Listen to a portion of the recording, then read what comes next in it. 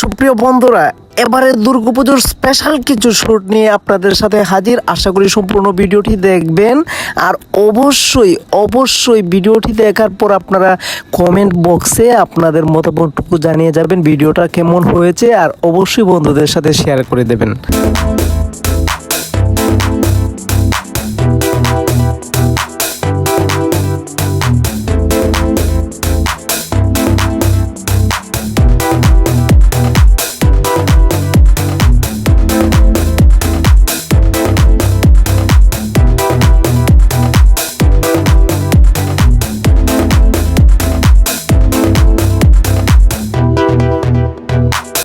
বন্ধুরা, যেহেতু আমাদের এটা গ্রামীণ পূজা, গ্রামের মধ্যে পূজা হয়, সেক্ষেত্রে কিন্তু আমরা কিন্তু সুন্দরভাবে সেরকম শহরের মতো করে আমরা সুন্দর করে পুজো করতে পারি না। তারপরেও কিন্তু আমরা যতটুকু চেষ্টা করি আমাদের সাধ্যমতো করার চেষ্টা করি।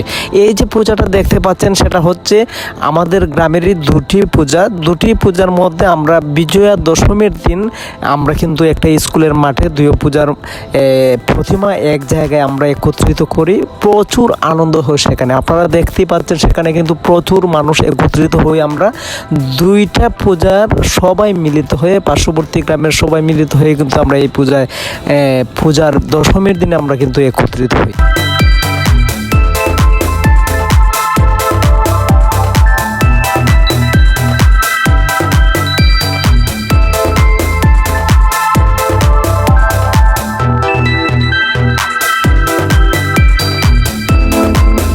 যদিও আমরা আলাদা আলাদা করে পুজো করি, কিন্তু আমরা দশমীর দিন কিন্তু বিসর্জনের দিন কিন্তু আমরা সবাই মিলিত হয়ে এক জায়গায় কিন্তু আমরা এই মাঠের মধ্যে আমরা একত্রিত হই।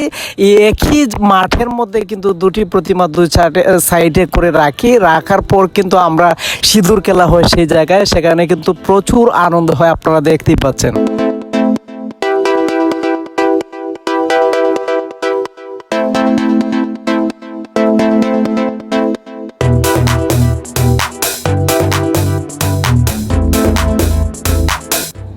মা দুর্গতি নাসিনীকে আমরা সাজাতে কিন্তু আমরা সবাই রাঙিয়ে যাই। সেই ক্ষেত্রে কিন্তু আমাদের ভেদাভেদ বলে আমরা কিন্তু সবাই একত্রিত হওয়ার কারণ সেটাই হচ্ছে আমরা যেন মাকে রাঙাতে পারি আর মায়ের আনন্দটা উপভোগ করতে পারি বিজয়া দশমীর দিন। তো বন্ধুরা, আপনাদের কাছে জানি না ভিডিওটা কেমন লাগবে, আমাদের দিক থেকে বলছি আমরা প্রচুর আনন্দ উপভোগ করি সেই দিনে।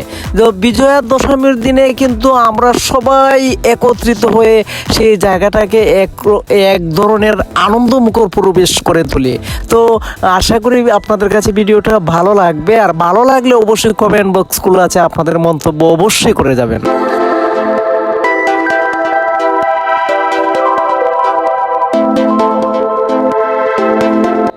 সুপ্রিয় বন্ধুরা, আপনাদের আরেকটু বিষয় আমি আপনাদের ক্লিয়ার করি। আমার বিষয়ে আমি কিন্তু একজন নতুন কন্টেন্ট ক্রিয়েটর, সেই হিসেবে আমি কিন্তু একজন প্রফেশনাল কন্টেন্ট ক্রিয়েটর না। তো আপনাদের কাছে একটাই অনুরোধ থাকবে, আপনাদের সামনে ভিডিওটা উপস্থাপন করার মূল কারণ হচ্ছে আপনাদেরকে দেখানোর জন্য আমরা কতটা আনন্দ উপভোগ করি। সেই ক্ষেত্রে কিন্তু আপনাদেরকে বলবো, আমি নতুন কন্টেন্ট ক্রিয়েটর হলেও কিন্তু আপনাদের কাছে আমি আশীর্বাদ চাচ্ছি, আপনাদের কাছে দোয়া চাচ্ছি। অবশ্যই আপনারা আমাকে সাপোর্ট করবেন, আমাকে ভালোবাসা দিয়ে যাবেন। আর এই ভিডিওটা অবশ্যই আপনারা একটা কমেন্ট রেখে যাবেন।